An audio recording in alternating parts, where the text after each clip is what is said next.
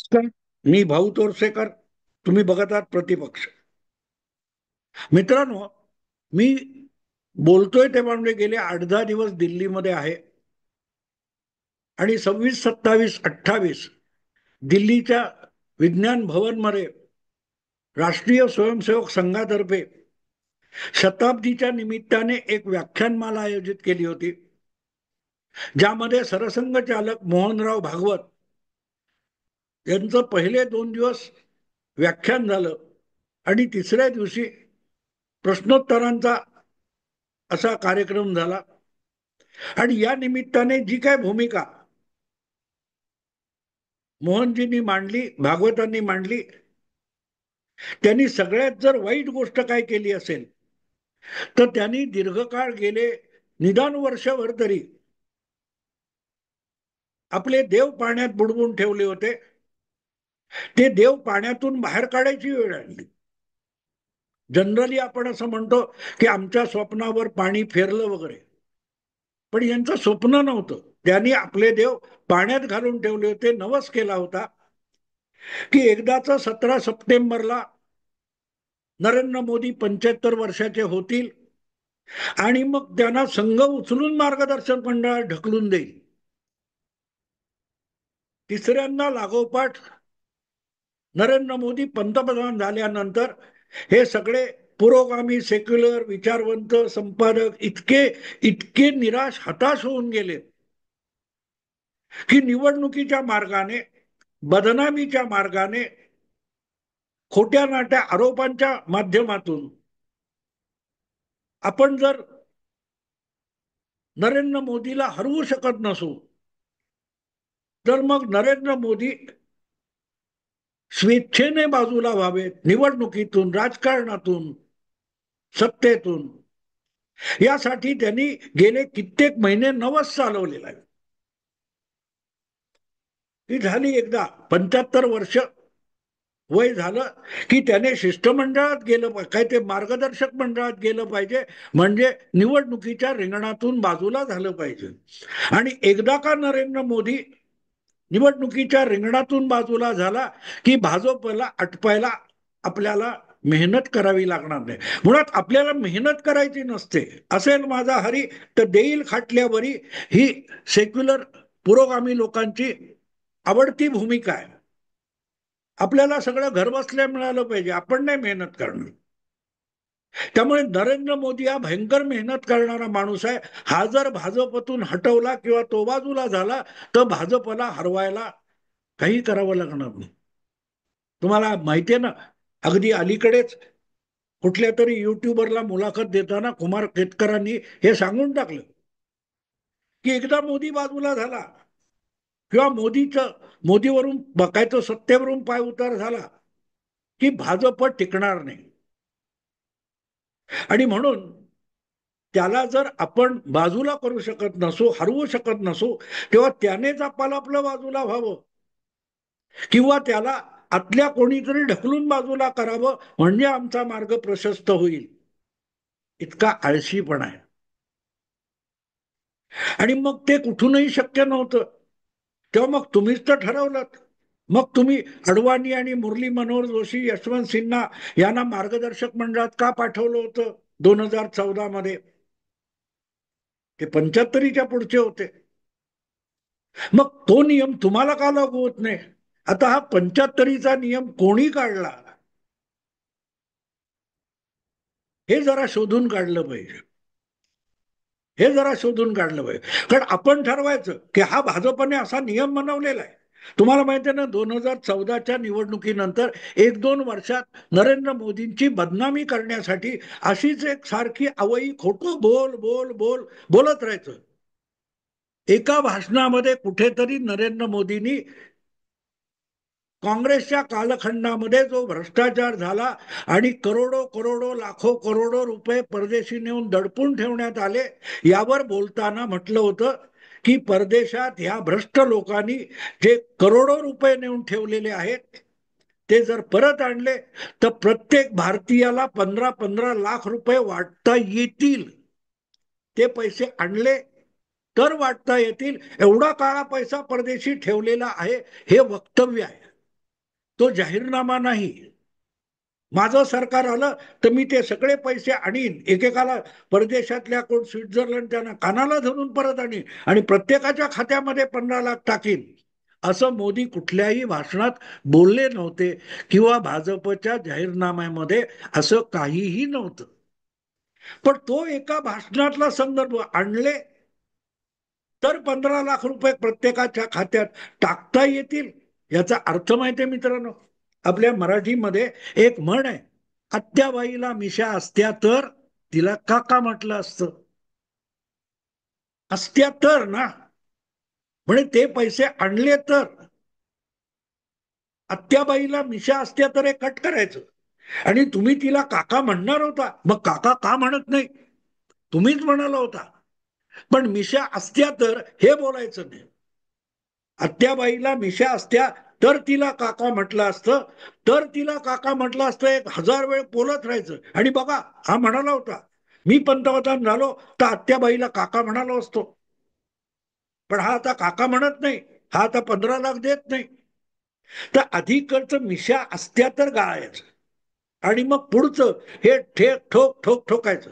तसं 75 वर्ष झाल्यानंतर सत्ता पदावरून, अधिकार पदावरून बाजूला व्हायचं, हा भाजपने नियम बनवला. हा नियम कुठे छापलाय, कुठल्या डॉक्युमेंटमध्ये आहे, कुठल्या प्रस्तावात आहे, याचा पुरावा कधीतरी कोणी दिलाय का? नाही. तो द्यायची गरज काय? कारण तो दावा करणारा प्रत्यक्ष आहे, त्यालाही माहिती आहे की मी खोटं बोलतोय. राजदीप सरदेसाई, राहुल गांधी अशी माणसं कधी कुठल्या गोष्टीचा पुरावा देतात? नाही. त्यांना ठासून खोटं बोलायचं असतं. कुमार केतकर किंवा अशी माणसं ही धादांत खोटं बोलत असतात, धादांत खोटं बोलत असतात. शरद पवार धादांत खोटं बोलत असतात. आणि मग ते सातत्याने खोटं बोललं की त्यांचं कोणतरी पुनरुच्चार करतो आणि होत होत होत अरे हे तर भाजपवाला बोललाय. बोलणारा असतो कुमार केतकर, बोलणारा असतो राहुल गांधी, बोलणारा असतो राजदीप सरदेसाई, बोलणारा असतो कोणतरी काँग्रेसवाला.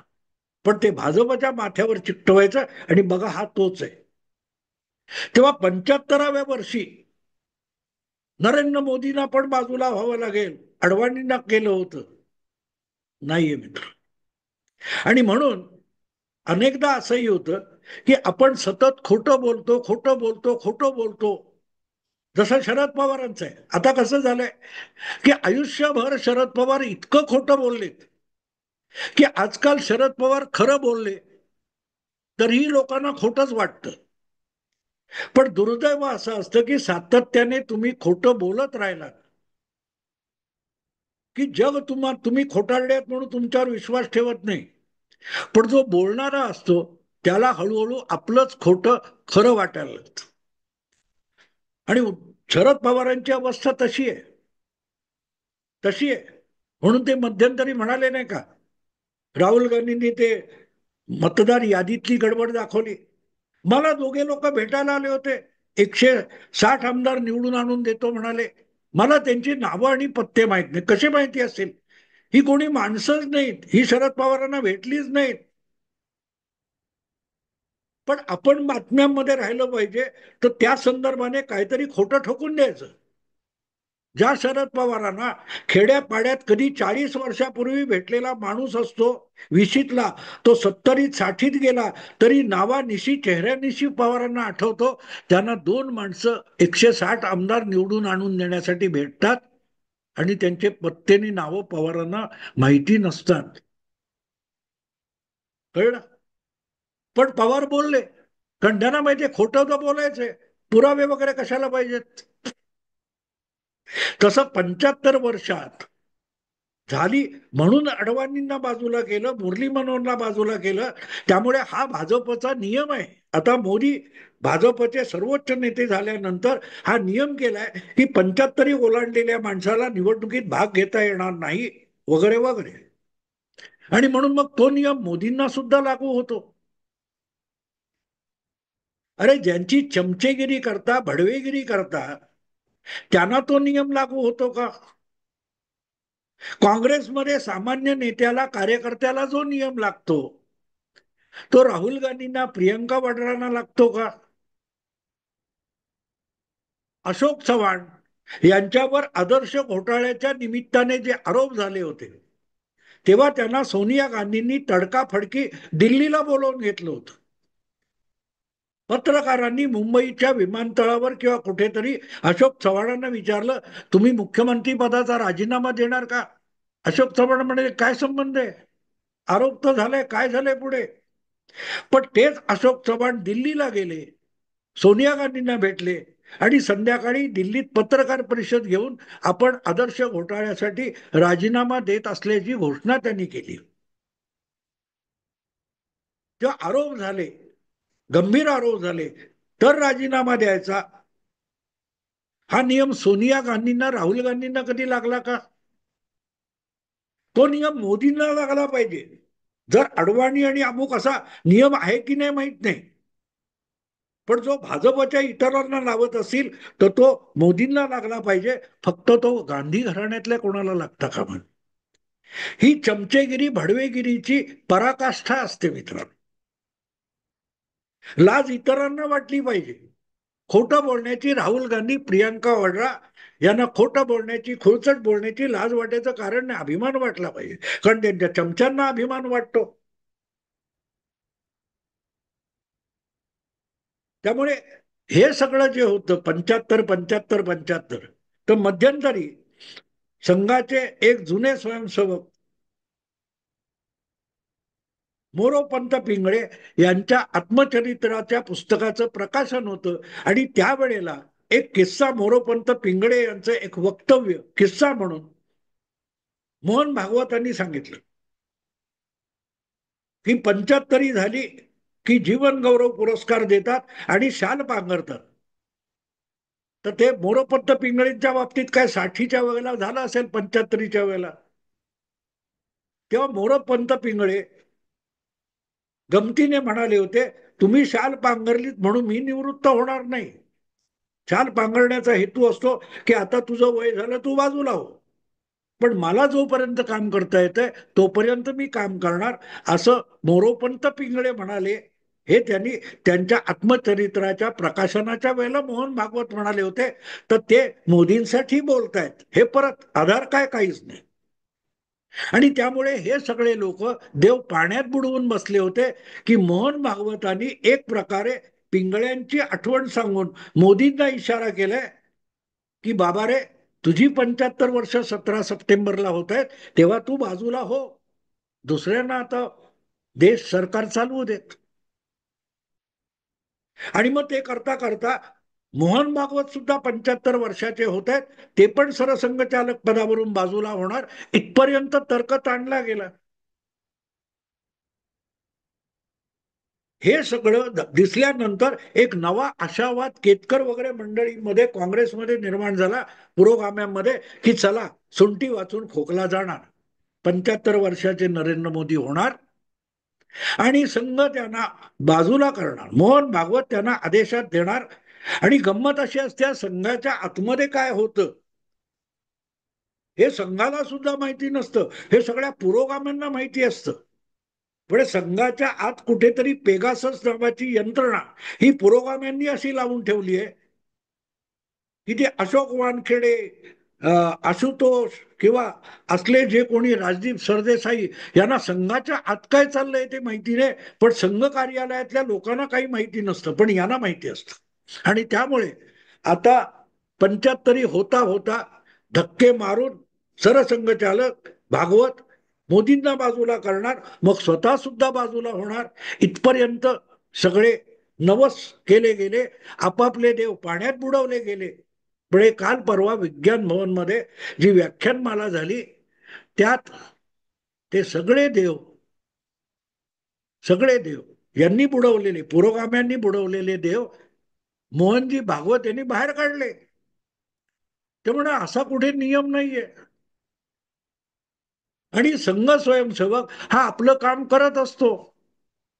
संघाच्या ज्या वेगवेगळ्या उपसंस्था आहे किंवा स्वयंसेवकांनी स्वेच्छेने सुरू केलेल्या वेगवेगळ्या उपक्रम आहेत, त्यांच्या कामात आम्ही ढवळाढवळ करत नाही.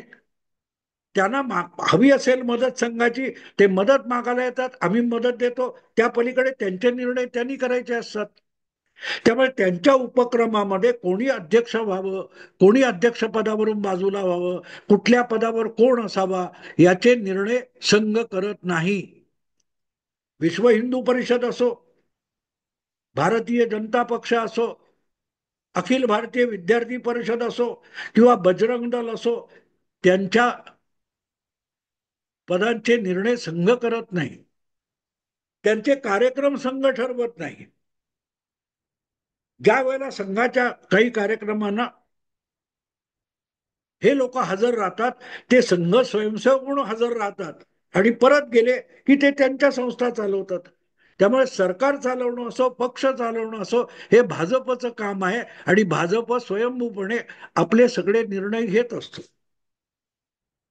तेव्हा 75 वर्षांचा असताना कोणी निवृत्त व्हावं हे संघ ठरवत नाही आणि भाजपने सुद्धा असं काही ठरवल्याचं मला माहित नाही.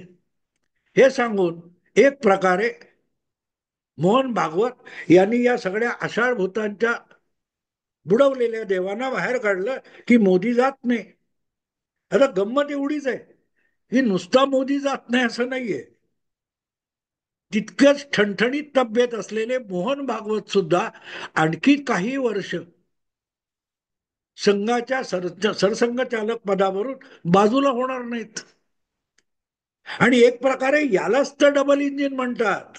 Modi double engine double engine double engine बोलतात, त्या अनेकांना त्या डबल इंजिनचा संदर्भहीन बाजू माहिती असते. त्यांना असं वाटतं केंद्र आणि राज्य सरकार म्हणजे डबल इंजिन. बिलकुल नाही. नरेंद्र मोदी आणि अमित शहा हे भाजपच्या राजकीय संघटनात्मक बाबतीत डबल इंजिन असतं. एकाचं नाव नरेंद्र मोदी, दुसऱ्याचं नाव अमित शहा असतं.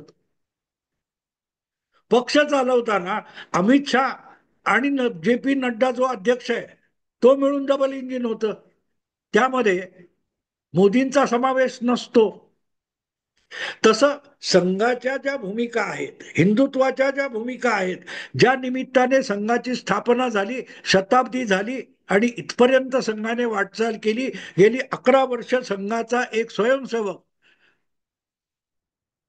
उजळ माथ्याने हिंदुत्वाची भाषा बोलत पंतप्रधानपदी बसलाय, जगभर जाऊन बोलतोय. त्याचं डबल इंजिन आहे. ते अमित शहा नाहीये, ते नरेंद्र मोदी, मोहनजी भागवत हे डबल इंजिन आहे. भारतातलं राजकारण हिंदुत्वाच्या दिशेने घेऊन जाणं, हिंदुत्वाला जगभर सन्मानित करणं, भारताला जगाचा विश्वगुरु बनवणं, यासाठी जी मोहीम चालली आहे त्याचं डबल इंजिन मोहन भागवत आणि नरेंद्र मोदी आहे. तर डबल इंजिनचा अर्थ हा संदर्भाने घ्यायचा असतो. पण आपल्या सोयीचा अर्थ काढायचा, आपलेच गैरसमज करून घ्यायचे, आपल्याच भ्रमामध्ये वावरायचं आणि त्यातच खुश राहायचं. असे जे काही महिने मोदी 17 सप्टेंबरला 75 वर्षांनी निवृत्त होणार म्हणून गाजरं खात बसले होते, त्यांना 26, 27, 28 ऑगस्टच्या व्याख्यानमालेच्या कार्यक्रमामध्ये विज्ञान भवनामध्ये मोहनजी भागवत यांनी पुरतं तोंडघशी पाडलं. त्यांनी जे देव उडवून ठेवले होते ते बाहेर काढले. तुम्ही कितीही देव बुडवून ठेवलेत, म्हणून जोपर्यंत मोदी पंतप्रधान आहेत तोपर्यंत राहतील. अगदी 29-34 तब्येत ठणठणीत आहेत. आणि मी यापूर्वीच सांगितलं की याविषयी मोदींनी सुद्धा आपली भूमिका खूप आधी सांगून टाकली. एका प्रदीर्घ मुलाखतीमध्ये पंतप्रधान असताना त्यांनी सांगितलं की एकदा हा विषय निघाला की प्रत्येक जण निवृत्त झाल्यावर अडवाणी काय करणार, प्रमोद महाजन काय करणार, मुरली मनोहर जोशी काय करणार, वाजपेयी काय करणार. आणि जेव्हा मला विचारलं तेव्हा म्हटलं मला माहिती नाही. मी जगतो म्हणजेच संघ म्हणून जगतो, स्वयंसेवक म्हणून जगतो. किंवा स्वयंसेवक म्हणून निवृत्त कसं व्हायचं हेच मला माहित नाही, तर मी निवृत्त होऊन काय करू हे मी कसं ठरवू. इथे तुम्हाला कळतं की पंतप्रधानपदी बसला असला तरी नरेंद्र मोदी नावाचा माणूस हा स्वयंसेवक आहे. सरसंघचालकपदी बसला असला तरी मोहन भागवत नावाचा माणूस हा स्वयंसेवक आहे. पद महत्वाचं नसतं, स्वयंसेवक महत्वाचं असणं. आणि स्वयंसेवक म्हणून जे काय काम करायचं असतं त्यातून निवृत्त होता येत नाही.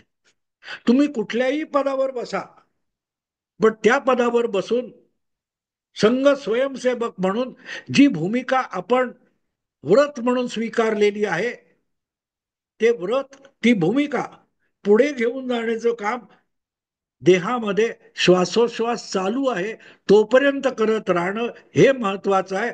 त्या वाटेत कुठलं पद आपल्याला मिळतं याला महत्व नसतं. त्या पदावर राहून आपण आपल्या भूमिकेसाठी काय काम करणार आहोत याला महत्व असतं. आणि तिथून निवृत्त होता येत नाही. त्यामुळे वयाची 75 हो, 17 सप्टेंबर हो, किंवा आणखीन काही हो, नरेंद्र मोदी निवृत्त होत नाहीत. हेच एक प्रकारे भागवतांनी सांगितलं आणि यांच्या सगळ्यांच्या स्वप्नावर पाणी पडलं. असं मित्रांनो, आता इथेच थांबतो. आवडलं लाईक करा, शेअर करा आणि प्रतिपक्षाला सबस्क्राईब करा. नमस्कार.